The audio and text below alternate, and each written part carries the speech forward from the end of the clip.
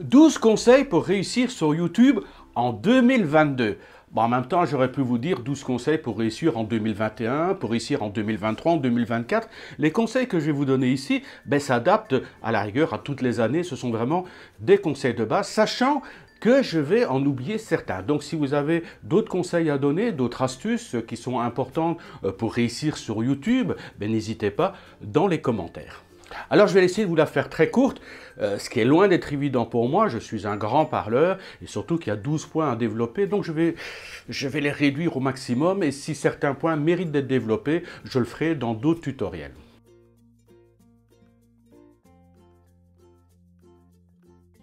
Alors premier conseil, le choix de votre thème. Alors on a souvent tendance à se focaliser sur les chaînes qui réussissent. Alors on dit, je vais prendre un exemple, le gaming ça fonctionne, donc je me lance dans le gaming. Le problème c'est que ça va être extrêmement difficile de sortir du lot. Vous avez des dizaines, des centaines de millions, des centaines de milliers, voire des millions de chaînes qui font du gaming. Comment vous allez sortir du lot? Comment vous allez vous faire remarquer par rapport à ça? Ça va être extrêmement compliqué, voire impossible.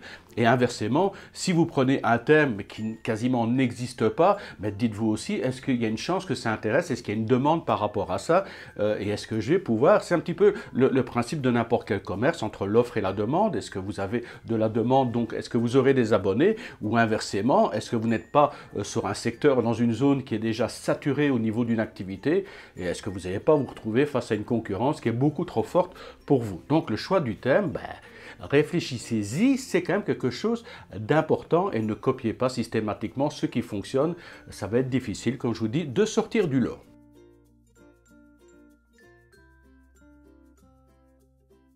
Deuxième conseil, ne visez pas la perfection. La perfection, surtout si vous débutez, entre autres, même sans débuter, moi il y a quand même quelques années que je suis sur YouTube, et croyez-moi que j'ai encore pas mal de choses à apprendre, il y a pas mal de choses à améliorer, donc c'est impossible d'atteindre la perfection, et c'est toujours un peu le problème, on a tendance à regarder ce que font les autres, et en se disant, il a des millions d'abonnés, il a des millions de vues, et tout est parfait. Oui, c'est pas évident quand vous débutez, vous allez commettre pas mal d'erreurs. Ce qu'il faut surtout, c'est d'oser vous lancer. Oser vous lancer effectivement sur YouTube, parce qu'il y a beaucoup de gens qui disent « oui, mais je ne suis pas capable de faire ça » ou « pas capable ». C'est en forgeant qu'on devient forgeron, c'était en sciant que Léonard de Vinci. Donc, lancez-vous sans aucun problème.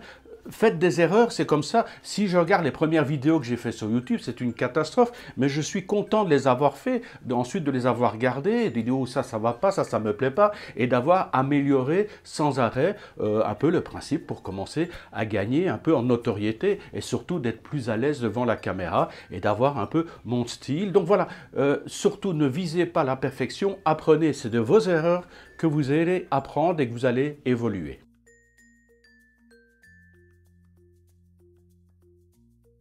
Viser des scores trop élevés, ça c'est une chose, il y a beaucoup de gens qui sont un peu en disant voilà, je regarde, c'est toujours le problème, je regarde les autres. Quand j'ai débuté, j'ai une autre chaîne qui a un peu plus de 13 000 abonnés, et là c'est vrai que quand je sors une vidéo, je fais plusieurs milliers de vues.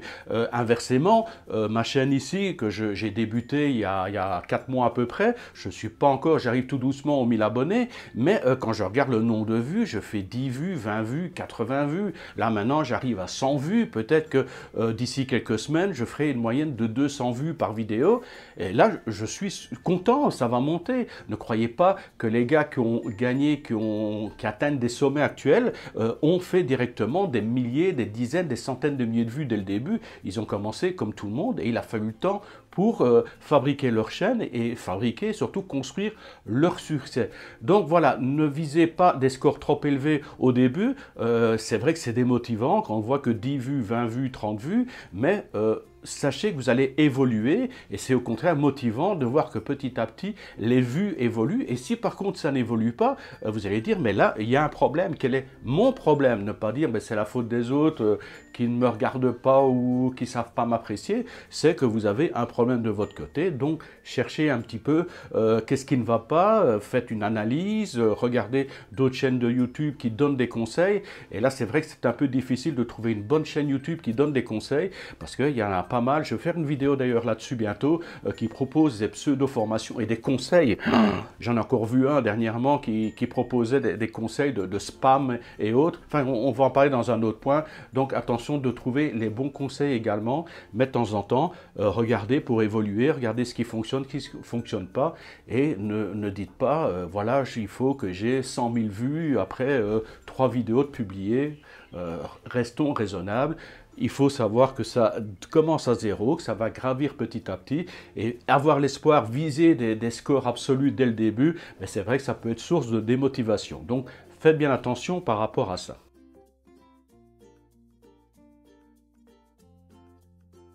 Quatrième conseil, ne jouez pas un rôle. Alors vous regardez, c'est toujours la référence, je crois que c'est un des gros problèmes, c'est de se référer à ce que font les autres et se dire, ouais, soit là, voilà, je vois ceux-là, ils font les guignols, ils se mettent en double caméra. Mais il y a des gens qui sont faits pour ça. Il y a des gens qui sont extravertis et inversement, il y a des gens qui sont introvertis. Donc, soyez vous-même, vous n'avez pas à avoir honte. Je vois des chaînes YouTube avec des gars qui ont un ton quasiment monocorde. D'ailleurs, j'en suis pas loin, je ne peux pas dire que je donne énormément de vie. Quand je suis face caméra, c'est un peu différent. Lorsque je suis face à mon écran, lorsque je partage un tutoriel et que je parle voilà, en fond, en expliquant un petit peu ce que je fais sur un écran, là, à ce moment-là, on voit que le ton est un peu différent, il devient beaucoup plus monocorde. Donc c'est vrai que je suis face caméra, j'essaie de donner un peu plus de vie à mes propos, mais sans tomber dans l'excès non plus. Je ne suis pas là pour commencer à rajouter des effets spéciaux, à me mettre des masques, à me grimer, à sauter dans tous les sens. C'est pas moi. Donc ça fonctionne peut-être sur d'autres chaînes avec des personnes qui sont naturellement extraverties parce que ça fait partie du thème, ça fait partie de leur personnalité. Donc ça colle parfaitement. Mais très vite, si quelqu'un est introverti et qui essaye de jouer l'extraverti, ça va sonner faux très rapidement. Et les gens vont zapper, ils vont le trouver ridicule. Donc pensez à rester vous-même, travaillez peut-être certains défauts. C'est vrai que c'est important de travailler son élocution par exemple, ça c'est un point important, c'est des choses qu'on peut améliorer.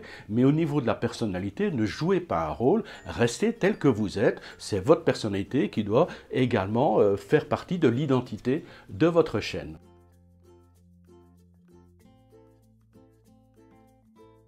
Cinquième conseil, ne privilégiez pas la forme au fond. Ce qui est important au niveau de votre vidéo, c'est le fond, c'est ce que vous allez raconter. Alors c'est vrai qu'il y a certaines vidéos, il y a beaucoup d'artifices, il y a beaucoup d'effets spéciaux, il y a des gifs animés qui apparaissent, il y a des explosions, il y a des trucs musicaux, enfin, mais si vous écoutez ce qu'ils racontent, en fin de compte, c'est totalement creux. C'est un petit peu comme des gens qui font des vidéos. J'avais déjà vu à l'époque quand je faisais des vidéos de mariage, et les gens faisaient des trucs avec plein d'effets spéciaux. Et en fait, c'était juste pour camoufler toute leur incompétence, leur incapacité à capturer des images et à faire un bon montage qui parvient à faire ressortir des émotions et à faire ressortir tout ce qui se passait pendant le mariage. Mais là, ils ne savent pas. C'est filmé n'importe comment et on rajoute à force d'effets spéciaux, d'effets musicaux et autres, on essaie de donner un petit peu d'étoffe à une vidéo et un fond totalement inexistant. Donc travaillez avant tout le fond et puis vous pourrez travailler un peu sur la forme pour rendre peut-être certaines choses un peu plus attractives, plus vivantes, mais surtout travailler le fond de votre vidéo.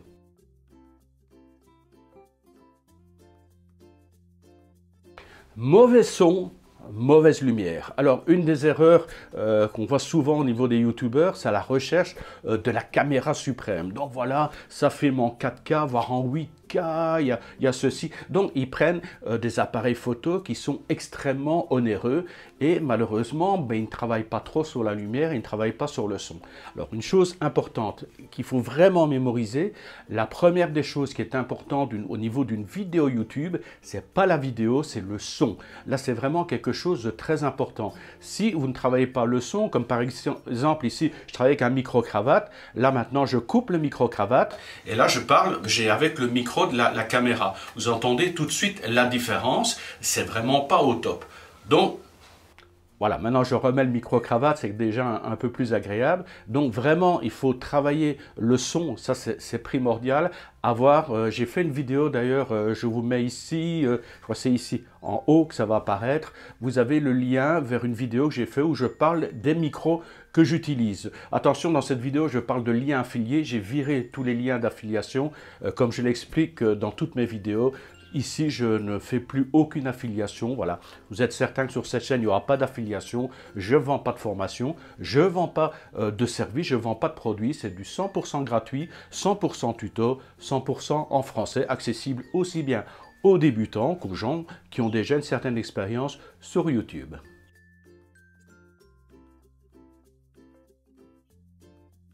Septième erreur, septième conseil que je vous donnerai, c'est de toujours regarder l'objectif de votre caméra. Ici, je travaille avec une caméra, j'ai acheté une petite caméra Canon, un réflexe Canon. J'ai visé avant tout un appareil qui avait un écran qui pouvait se retourner. Donc, j'ai l'écran face à moi. Je peux non pas me voir, mais au début, pour cadrer l'image, le contour dans lequel je vais me trouver, la scène, j'ai besoin de cet écran. Ensuite, j'ai plus besoin du tout de l'écran à la rigueur, mais c'est vrai que certains ont tendance à regarder l'écran plutôt que de regarder l'objectif. Alors vous allez voir tout de suite la différence. Là actuellement je regarde l'écran et là maintenant je regarde, voilà, là maintenant je regarde l'écran et là maintenant je regarde l'objectif. Je regarde l'objectif, je regarde l'écran. Je ne sais pas si vous voyez la différence de regard. Moi, c'est quelque chose qui me saute aux yeux tout de suite. Je vois les gens qui ne regardent pas l'objectif, qui regardent à côté. Soit ils se regardent parce qu'ils aiment bien se voir, c'est des choses qui arrivent, soit ils lisent un texte et il n'y a pas... Enfin voilà, ça coupe la communication. Moi je suis content, je vous parle en face à face, je suis content de parler avec les gens. Donc voilà, c'est une petite erreur à ne pas commettre. Attention aussi, là je l'ai ici, mon téléphone. Je l'avais déjà dit dans une autre vidéo. Vous avez votre téléphone, c'est vrai quand vous mettez la vidéo en route, vous regardez sur l'écran. Ça c'est une chose, mais n'oubliez pas que votre... c'est ici, hein, la caméra est ici, c'est le petit point ici. Donc pensez à regarder le petit point plutôt que de regarder votre écran. Voilà, c'est une astuce qui à mon avis vaut quand même son petit pesant d'or. C'est vrai que ça donne tout de suite un contact avec les gens. Là, je suis content de parler directement avec les personnes. Donc regardez votre objectif et ne regardez pas votre écran. Voilà.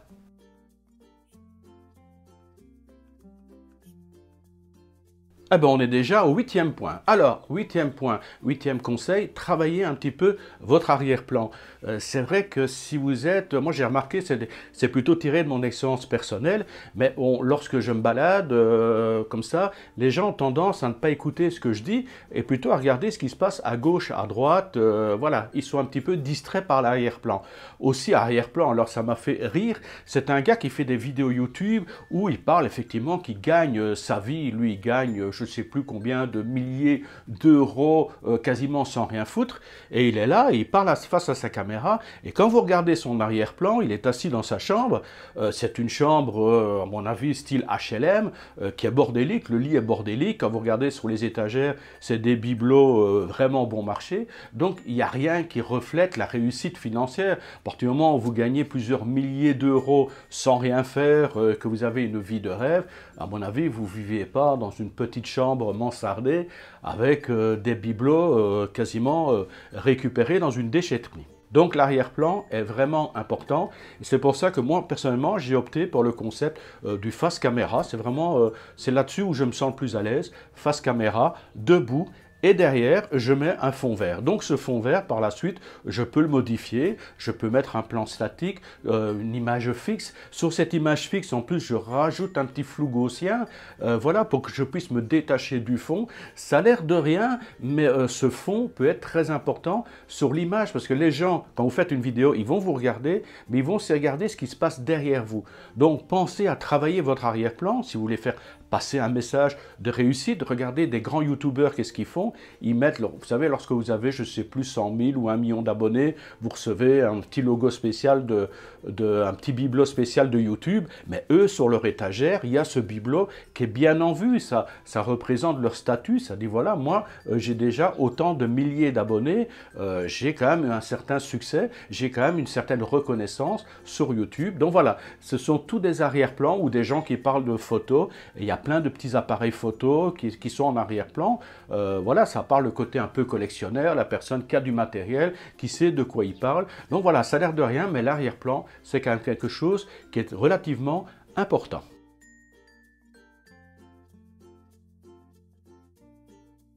Alors, le 9. Le 9, c'est être apathique. Alors, vous revenez d'une journée de travail, vous êtes complètement claqué, je vais faire une vidéo. Ah non, mais non. Si vous êtes apathique, si vous êtes avachi, que vous faites votre vidéo, ben, les gens ils vont s'endormir. Donc, donner de la vie à la vidéo, c'est vrai, donner de la vie un peu par des mouvements. Moi, je suis pas à faire énormément de mouvements, mais c'est vrai que avoir les mains libres un petit peu, ça permet d'appuyer certains propos. On se sent plus à l'aise. Je suis debout, donc voilà, j'ai les pieds bien posés au sol, j'ai un bon équilibre, j'ai une bonne assise. Et là, je peux vraiment parler avec ma communauté, je peux avoir un petit peu de peps et d'énergie, mais surtout, si vous êtes crevé, si vous êtes claqué, si vous n'êtes pas en forme, si vous ne le sentez pas, ça m'arrive des fois de ne pas faire de tournage du tout, parce que, voilà, j'ai pas le peps, parce que j'ai pas le ressenti, parce que j'ai pas, vous savez, ça doit défiler, quand on est face caméra comme ça, bon, si vous lisez votre texte, blablabla, bon, vous pouvez le faire, c'est pour ça qu'il y a des gens qui ne se mettent pas face caméra, ça leur permet de lire leur texte, quelles que soient leurs conditions, ou voire même d'employer une voix synthétique pour lire leur texte. Il y a pas mal de gens qui zappent, hein, dès que c'est une voix synthétique comme ça, hop, ça c'est des abonnés ou de futurs abonnés qui sont perdus parce que les gens n'apprécient pas spécialement. Donc voilà, évitez d'être avachi. Si vous n'êtes pas en forme, si vous êtes fiévreux, si vous êtes crevé de votre journée, évitez de faire une vidéo, ça va se ressentir tout de suite. Et reportez ça plus tard, ou alors prenez une douche, réveillez-vous, mettez-vous un bon glaçon dans les culottes, et là ça va vous booster.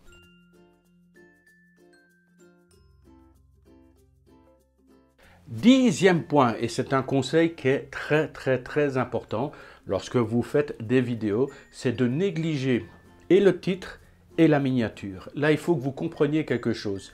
La miniature et votre titre, c'est la première chose qui va être visible, éventuellement visible sur YouTube. Donc, si votre vignette, elle est bâclée, il y a beaucoup de gens, ils prennent juste une image de leur vidéo comme vignette. Si, ben, voilà, ça n'attire pas le regard. Le titre, il n'explique rien. Le titre, il ne met pas l'eau à la bouche. Donc, le titre, il n'y a pas de mots-clés. Tout ça, on va le voir dans d'autres vidéos séparées. Vous allez voir, c'est quelque chose de très important.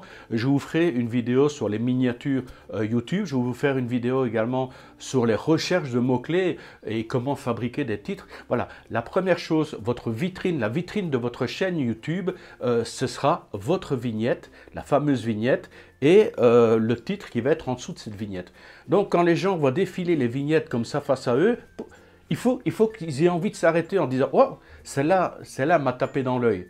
Celle-là, elle est sortie. » Donc, que faire pour que justement ces vignettes, elles apparaissent sans que les gens, et puis disent « Oh, qu'est-ce que c'est ?» Ah, puis il y a un titre qui apparaît, qui « Oh, mais ça m'intéresse. » Oh, mais qu'est-ce qu'il veut dire par là? Enfin voilà, ça donne envie de cliquer et les gens cliquent sur la vignette et ensuite vont arriver sur votre vidéo. Et puis bon, comme je dis, à l'intérieur de votre vidéo, c'est un petit peu tout ce dont je vous ai parlé. Si vous avez soigné le son, si vous avez travaillé l'arrière-plan, si vous avez un fond qui est intéressant, si vous avez une dynamique de parole, ben, tout ça, la personne, ça va lui donner envie de regarder votre vidéo et dire, mais tiens, sa chaîne, elle a l'air intéressante, regardez une autre vidéo, et ensuite dire, ben, je vais m'abonner parce que ces contenus sont intéressants. Donc voilà, je ferai des vidéos spécifiques sur la vignette, la miniature et le titre, parce que c'est vraiment des choses très très très importantes, primordiales pour la réussite de votre chaîne YouTube.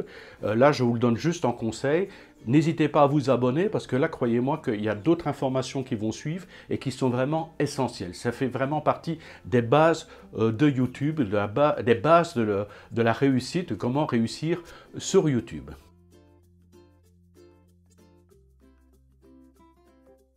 Avant-dernier conseil, les publications irrégulières. Surtout, essayez de publier de manière régulière.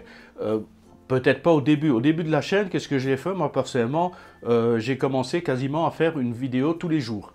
Même 2-3 vidéos par jour. Voilà, en fait, j'ai fait des vidéos. Le but, c'était pas spécialement d'être vu, c'était avant tout d'avoir un contenu.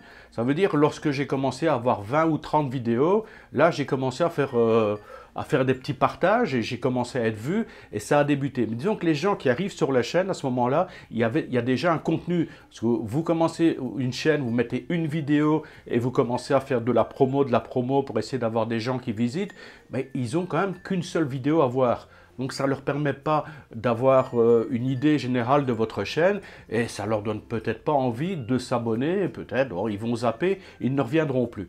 Donc première étape, effectivement, j'ai balancé pas mal de vidéos pour déjà avoir du contenu et par la suite, je me suis dit, il faut que j'ai des publications régulières. Alors là, c'est à vous à voir en fonction de votre thème, mais vous pouvez par exemple avoir une publication une fois par mois ou une fois par semaine, c'est déjà quand même un peu mieux d'avoir une publication par semaine, si c'est possible, ou tous les 15 jours, ou pourquoi pas 2 publications par semaine. Mais à partir du moment où vos abonnés savent qu'ils sont certains que, par exemple, tous les mercredis et tous les samedis, ils vous retrouveront avec une nouvelle vidéo, mais c'est des gens qui vont avoir tendance à s'abonner pour être certains de ne pas louper le rendez-vous du mercredi et du samedi, par exemple. Donc, il y a beaucoup de youtubeurs professionnels qui le disent d'ailleurs dans l'introduction ou à certains moments, les gens savent que tous les samedis, le gars, par exemple, il sort une vidéo, ils savent non seulement quel jour, mais ils savent en plus à quelle heure ça va être publié. Donc voilà, ça peut être une information. Pensez surtout à publier régulièrement parce que commencer à publier 10 vidéos comme ça, jour pour jour, et puis rester 2 mois sans rien publier, ça va complètement vous desservir. Donc si vous êtes en verve, si vous vous sentez en forme et que vous sortez 10 vidéos, vous faites un montage de 10 vidéos, mais vous avez un outil qui vous permet de choisir à quel moment les vidéos vont apparaître sur votre chaîne. Donc, ne les balancez pas. Vous avez 10 vidéos, choisissez par exemple de dire, voilà, je vais mettre une vidéo toutes les semaines. Voilà, comme ça, vous êtes certain que pendant 10 semaines, vous avez une vidéo qui va tomber régulièrement. Mettez, voilà, par exemple, tous les samedis, votre vidéo va tomber. Regardez aussi par rapport à vos analyses. Vous allez voir qu'à la longue, dans les outils d'analyse, vous verrez quels sont, en fonction de votre communauté et de votre thème, quels sont les meilleurs jours et les meilleures heures pour publier sur votre chaîne. Donc voilà, prenez en compte tout ça et publiez régulièrement, mais ne balancez pas 10 d'un coup et ne restez pas absent pendant 6 mois pour rebalancer 10 vidéos. Soyez régulier dans vos publications.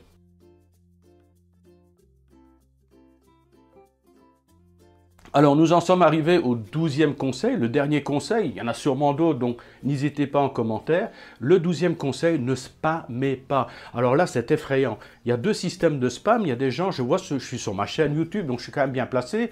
Et dans les commentaires, je reçois régulièrement « Ah, génial, ta vidéo, vraiment super !»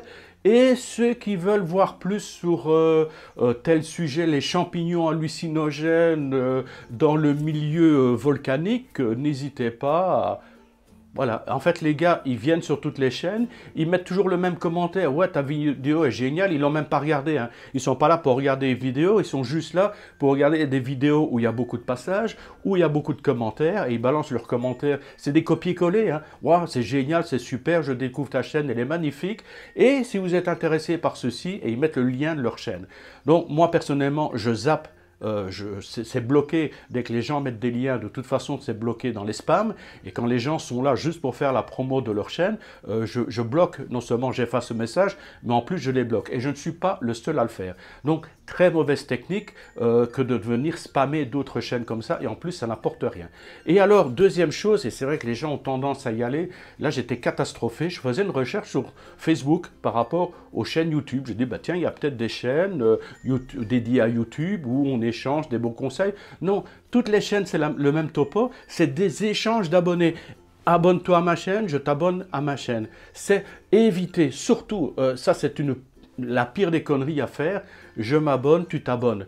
Et en fait, il y a des groupes avec des milliers de gens abonnés, ils ne font que ça. Ah, on va s'échanger des abonnements. Non, pourquoi? Qu'est-ce qui va se passer? Je vous fais ça très rapidement. Le gars va venir sur votre chaîne pour s'abonner. Qu'est-ce qu'il va attendre en retour? Un abonnement. Est-ce qu'il va regarder vos vidéos? Non. Est-ce qu'il va suivre vos nouvelles vidéos? Non. pensez que vous allez gagner un abonné. Ouais, c'est génial. Vous allez peut-être gagner 100 abonnés. Mais ça vous sert à quoi d'avoir 100 abonnés qui ne regardent jamais vos vidéos?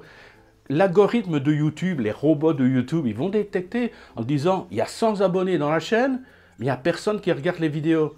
Donc, c'est qu'en fin de compte, sa chaîne, elle est dégueulasse. Donc, dans les moteurs de recherche, YouTube, il va faire quoi? Il va prendre toutes vos publications et il va la mettre dans le bas du classement, tout en bas du classement. Et inversement, vous avez quelqu'un qui ne fait aucune publicité, qui ne spamme pas et qui a peut-être 10 abonnés, 20 abonnés. Mais ces 20 abonnés qui sont là, toutes les semaines ou 2 fois par semaine, ils découvrent et ils visitent les vidéos qui sont publiées par la chaîne. Et YouTube, il dit, mais qu'est-ce que c'est? Il a 20 abonnés, mais les 20 abonnés suivent ces vidéos. Ils regardent quasiment la totalité de ces vidéos à chaque fois. Donc, c'est que ça intéresse une partie des gens. Donc, on va le remonter dans les moteurs de recherche, on va le remonter petit à petit. Et plus vous allez gagner des abonnés, des vrais abonnés qui vous suivent, qui regardent vos vidéos, qui commentent et qui likent et qui s'intéressent. Parce que YouTube, il voit tout ça. Il ne voit pas le gars qui a juste regardé les 5 premières secondes, qui a mis un like pour vous faire plaisir. Il voit quelle durée, combien de temps il est resté. Il regarde si effectivement il est parti sur une autre vidéo de votre chaîne. Et tout ça, YouTube, il dit « Waouh, génial !» Donc le contenu, le fond est intéressant, ce qu'il propose est intéressant, il n'a peut-être pas beaucoup d'abonnés, mais les abonnés qu'il a, ils le suivent constamment et regardent une bonne partie de ses vidéos. Donc on vous fait remonter dans les moteurs de recherche, et petit à petit, vous gagnez des abonnés, et petit à petit, vous allez gagner des vues, et petit à petit, vous allez monter dans les moteurs de recherche. En plus, si vous avez une bonne vignette, une bonne miniature avec un titre accrocheur, ben, des fois, vous allez vous retrouver en tête des recherches. Hein. Il ne faut pas croire que c'est les gens...